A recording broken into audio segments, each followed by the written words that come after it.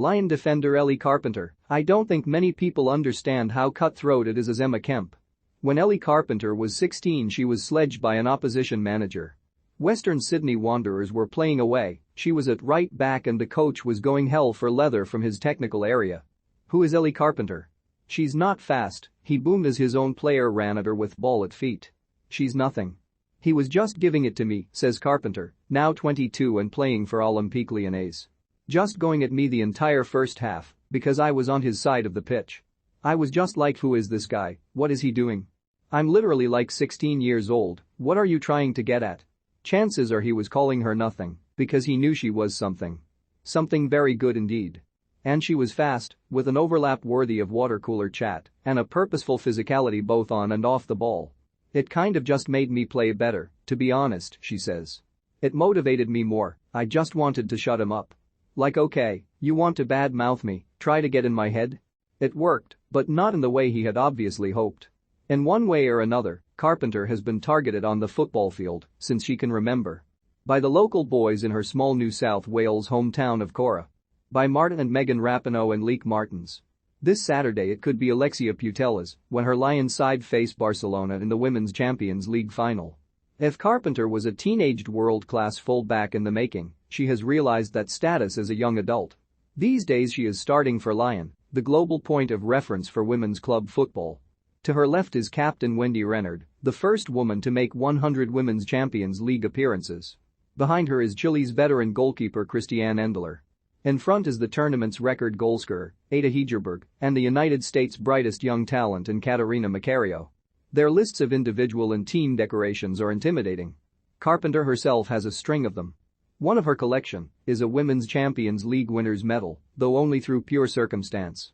The 2019-20 final should have already been run and won when she signed with Lyon in June 2020 to replace Lucy Bronze.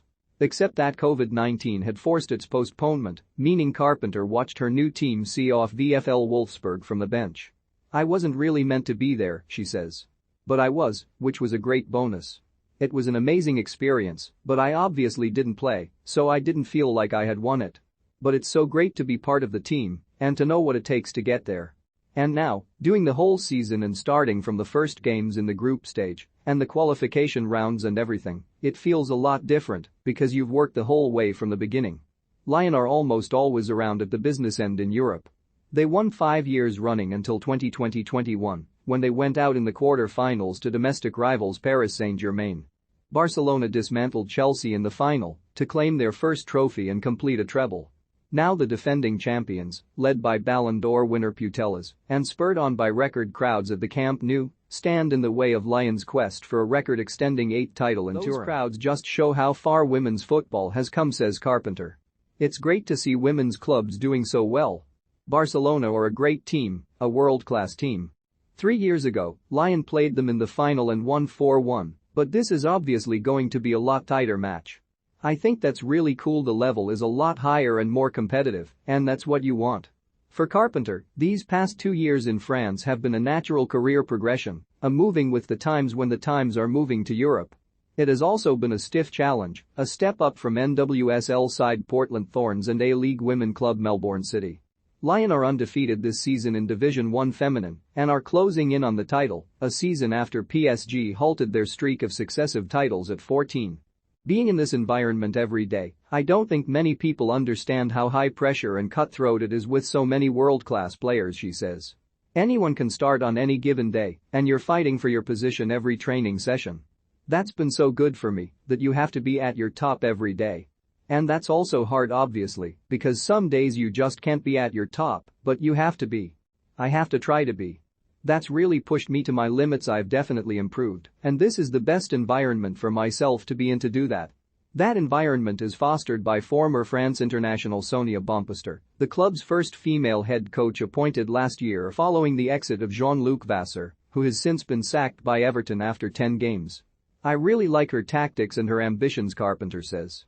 Being an ex-player with the club, she knows all the values and what it takes to win these titles and has played with some of the girls who are still in the team today.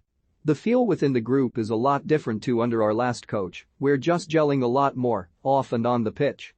That's important to have good chemistry. She works a lot with me on my positioning and decision-making. She was an outside back, so she tells me what she used to do and how that helped her, and does some extra one-on-one sessions with me after training, which helps me a lot. She gives me a very free role, up and down, which is very nice. She loves attacking full backs, which is kind of my game.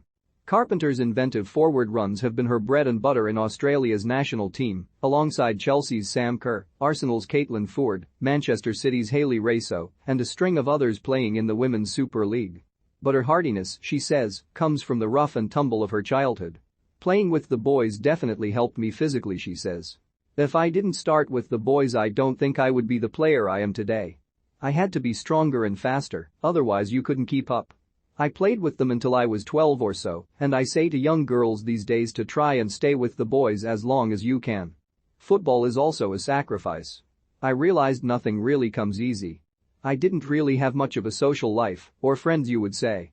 I left school quite early, at the end of year 9, and went straight into a team environment with people who were so much older than me.